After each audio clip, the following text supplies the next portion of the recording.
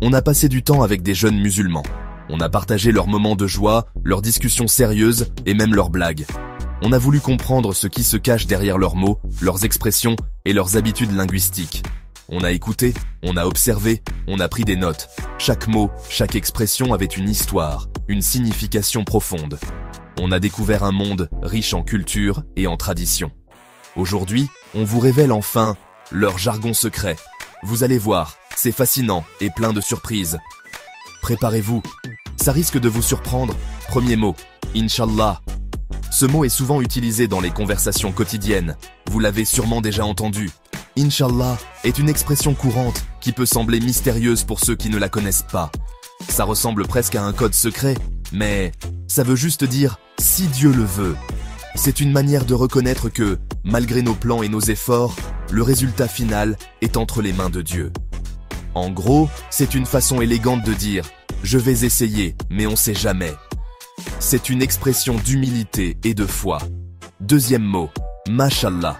Ça sonne un peu comme une incantation magique, non? En réalité, c'est une expression de reconnaissance et d'admiration. En vrai, ça veut juste dire ce que Dieu a voulu. C'est une manière de reconnaître la beauté ou la réussite comme une bénédiction divine. En gros, c'est un compliment, une façon de montrer qu'on est impressionné ou admiratif. C'est une expression de gratitude et de respect. Quand quelqu'un dit Mashallah, c'est comme s'il disait « bravo » ou « c'est magnifique ». Troisième mot, Salam alaykoum. Là encore, ça sonne très mystique, mais c'est en fait une salutation très courante. Là encore, ça sonne très mystique. Mais devinez quoi? Ça veut juste dire que la paix soit sur vous. C'est une salutation pleine de bienveillance et de respect. Mais devinez quoi? Ça veut juste dire que la paix soit sur vous. C'est une manière de souhaiter la paix et le bien-être à quelqu'un. Un peu comme quand on dit « Salut, ça va ?» Mais en plus poétique, c'est une salutation qui porte en elle un souhait de paix et de sérénité. Mais en plus poétique. C'est une manière de commencer une conversation sur une note positive et bienveillante. On attaque un duo, halal et haram. Ces mots sont souvent utilisés pour décrire ce qui est permis et ce qui est interdit dans la vie quotidienne. L'un veut dire autorisé, l'autre veut dire interdit. Ces termes sont utilisés pour guider les actions et les choix des individus en fonction des principes religieux. Pas de mystère ici, c'est juste une question de règles et de respect des traditions. Halal et haram sont des concepts qui aident à maintenir un mode de vie éthique et respectueux. Celui-là est joli, baraka. Ce mot évoque la bénédiction et la prospérité. Ça veut dire bénédiction. C'est un souhait de bien-être et de succès pour quelqu'un. En gros, c'est un peu comme dire que ça porte chance et que ça dure longtemps. C'est une manière de souhaiter le meilleur à quelqu'un.